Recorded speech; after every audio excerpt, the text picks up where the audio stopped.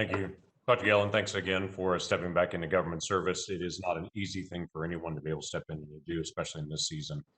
So thanks for stepping back in again to be able to do that. Let me ask you a whole multitude of questions, and I'll try to be rapid and to be able to walk through some of these. You made a comment to Senator Thune earlier saying eventually we're going to have to deal with the issue of debt. What is kind of the warning sign that you look for? And is there an upper limit to the federal debt that we should be watching for? And in your perspective, what are the key signs? Because if you use the word eventually, that would tell me that you don't think it's infinite. What is that upper limit? Oh, well, I would agree with you. I think there's no single metric that summarizes our overall fiscal situation.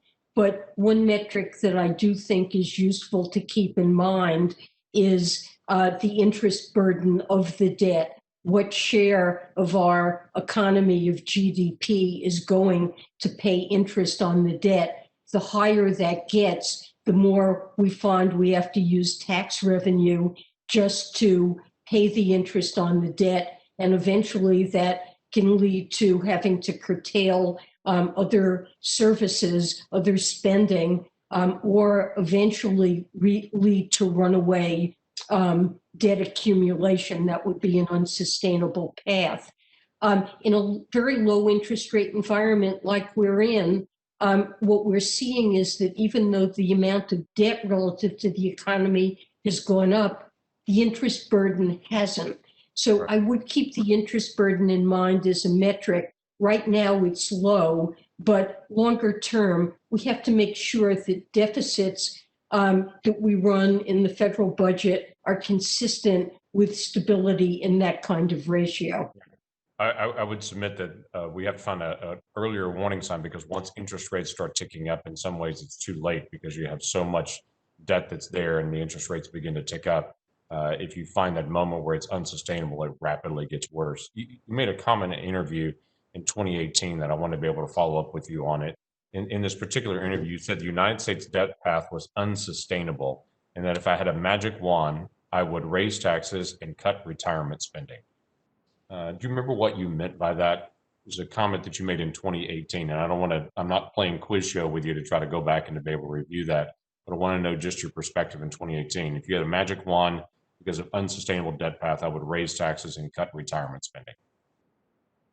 Well, we've long known that as our population ages and if medical expenses, healthcare costs continue to rise over time at rates faster than the general level of other prices, that there would be increasing shortfalls in both Social Security and Medicare, and that eventually we would need to find ways to address it. And it doesn't have to be these very important programs. I think it's important to remember that once upon a time, poverty in the United States, if you looked at who the poor population was, it was the elderly. And these programs have played an essential role in giving Americans a safe and secure and dignified retirement. So we need to preserve these programs and certainly preserve the benefits, especially for lower income Americans who depend on them. So you're not discouraging discouraging retirement savings or tax incentives for individuals that choose to well, I think retirement. I mean, I think we should also have incentives and ways to help people save for retirement above and beyond that. But I would want to see these benefits preserved. One thing that we could do to diminish imbalances is to find ways to deliver health care more cheaply and more efficiently. And there are a lot of ideas for doing that. And I would look first to those kinds of things to achieve sustainability. Okay, so really what you meant by that wasn't cut retirement spending, it was cut the amount that retirees spend on healthcare. Is that what you're saying? Well, that would be an important way to find ways to to deliver these healthcare services more efficiently. Thank you. I will have several questions for the follow-up on the record about the role of OCC. Obviously, that's a different role that's there.